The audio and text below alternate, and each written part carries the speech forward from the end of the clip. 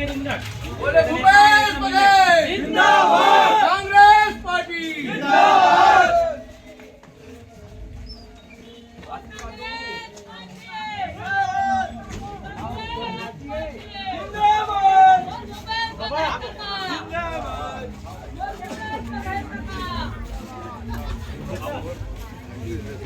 यहाँ यहाँ इतवारी खुद है आशीर्वाद देवे है ना भूपेश बघेल मुख्यमंत्री बनाने फिरे आओ आशीर्वाद देवे कांग्रेस पार्टी पर खड़े रही ना डरी से आशीर्वाद दू एक हर आशीर्वाद तो सदा बोले तुकाराम भैया जिंदाबाद, कांग्रेस पार्टी जिंदाबाद, सरस्वती जिंदाबाद जिंदाबाद।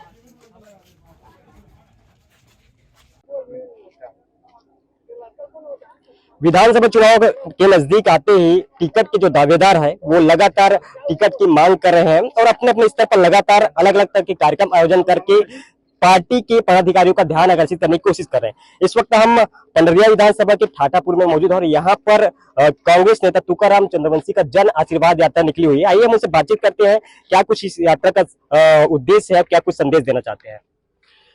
देखिए, एक तो सर्वप्रथम आपके चैनल के माध्यम से मैं छत्तीसगढ़ के तमाम दर्शकों से अनुरोध करूंगा कि छत्तीसगढ़ की सरकार, माननीय भूपेश बघेल जी की सरकार, विश्व की ऐसी सरकार है जो न केवल किसानों के हित में बल्कि बेरोजगार, शिक्षित बेरोजगार युवाओं के हित में हर वर्ग को, वो उन्होंने कभी नहीं कहा कि ये पिछड़ा वर्ग का है तो मैं इनका काम करूंगा, वो एससी का है तो मैं उनका काम नहीं करूंगा, एसटी का है तो उनका काम नहीं करूंगा।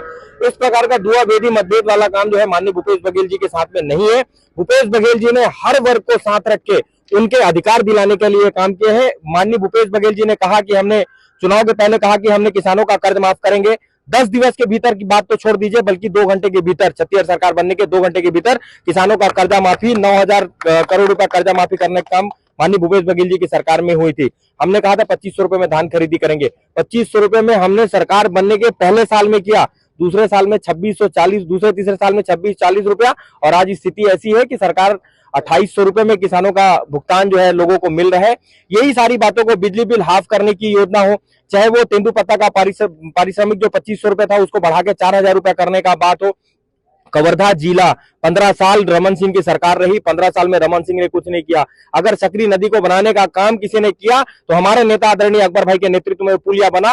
और छत्तीसगढ़ में हमने पहले कवर्धा में मेडिकल कॉलेज की मांग होती रही है, रमन सिंह कवर्धा का जो मांग आता था उसको राजनांदगांव पहुंचाते थे। ये अकबर भाई के नेतृत्व में, माननीय भूपेश बघेल जी के नेतृत्व में कवर्धा में हमने नींव के ईंट वापस हम रखने की स्थिति में है। घोषणा हो चुकी है, 42 एकड़ जमीन मेडिकल कॉलेज को आवंटित हो चुकी है।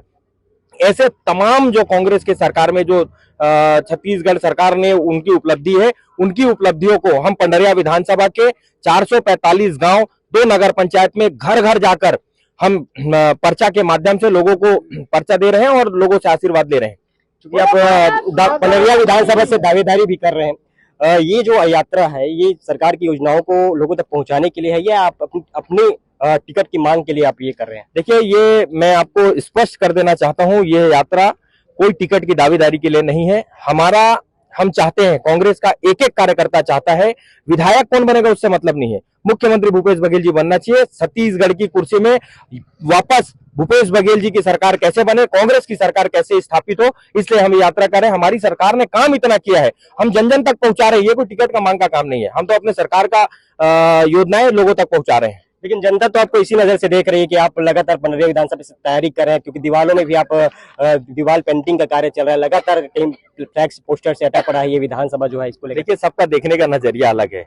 दावेदारी मेरा मौलिक अधिकार है दावेदारी करने का, मैंने मांग किया है। टिकट मिले तो अच्छी बात है, न मिले जिसको शीर्ष नेतृत्व जिनके कंधे पे जिम्मेदारी देगी, मैं उसके साथ उनके बराबर में तन मन धन लगा के काम करने को तैयार हूँ। अपने जन आशीर्वाद यात्रा की शुरुआत जो है पूर्व मुख्यमंत्री डॉक्टर रमन सिंह के गृह ग्राम है ठाठापुर रामपुर, यहाँ से आपने शुरुआत की, इसका क्या मकसद है? देखिए, हम इस यात्रा के माध्यम से लोगों को ये बताना चाहते हैं कि 15 साल रमन सिंह की जो सरकार थी, उस सरकार में युक्ति युक्तकरण के तहत में छत्तीसगढ़ में 1100 सरकारी स्कूल जो माननीय रमन सिंह जी के नेतृत्व में बंद हुआ था, उनका जो स्कूल में स्वयं पढ़े ठाठापुर का स्कूल बंद हुआ था, इसलिए ठाठापुर का चयन हुआ। हमारी सरकार बनने के बाद में स्वामी आत्मानंद योजना स्वामी आत्मानंद योजना चालू की गई और हिंदी और अंग्रेजी माध्यम के स्कूल माननीय भूपेश बघेल के नेतृत्व में खोला गया है। उनके जो बंद किए हुए स्कूल वनांचल क्षेत्रों में थे, उन स्कूल को भी चालू करने का काम भूपेश बघेल जी ने किया है। रमन सिंह जी अपने शासनकाल में वो कभी नहीं चाहते थे कि छत्तीसगढ़ का बच्चा पढ़े लिखे और होशियार बने, वो सशक्त बने। भूपेश बघेल जी चाहते हैं कि गांव का बच्चा, अगर शहर का बच्चा अंग्रेजी माध्यम में पढ़ के अंग्रेजी फर्राटेदार बोल सकता है, तो ठाठापुर का बच्चा भी फर्राटेदार अंग्रेजी माध्यम स्कूल में पढ़ के फर्राटेदार अंग्रेजी बोलेगा। ये भूपेश बघेल जी की मंशा थी, इसलिए हमने पूर्व मुख्यमंत्री के गृह ग्राम का चयन किया। इस गांव में स्कूल बंद हुआ था, सरकारी स्कूल, और आज हमारा सरकार सरकारी स्कूल को अंग्रेजी हिंदी माध्यम का school चमचमाता English Swami Atmanand school खोलने का काम कर रहे हैं। ये जनता को अंतर बताने के लिए हमने यह गांव ठाठापुर का चयन किया है। एक सोशल मीडिया पर एक स्क्रीनशॉट लगातार वायरल हो रहा है, जिसमें आपको तुकाराम चंद्रवंशी और उनकी फैमिली को कहा जा रहा है कि मनरेगा में काम किया गया है। इस तरह के जो लिस्ट वायरल की जा रही है, इसका क्या कहना है? किसी नेता को क्या मजदूरी करने का अधिकार नहीं है? मजदूरी तो कोई भी कर सकता है।